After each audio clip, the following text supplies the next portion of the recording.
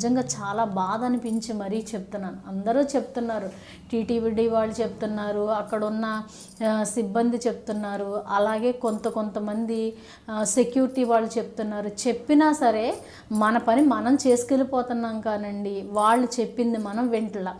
కానీ వాళ్ళు చెప్పిన మాట మనం వింటే మనం అదృష్టాన్ని మనం పొందగలుగుతాం. అదే వాళ్ళు చెప్పింది మనం వినలేదనుకోండి, మనమే దరిద్రాన్ని అనుభవించాల్సి వస్తుంది, అంతేగాని ఏం కాదు. అయితే ఈ విషయం మీకు ఎందుకు చెబుతున్నాను అని అంటే, నాకు బాధ అనిపించింది కాబట్టి మీకు చెప్తున్నాను.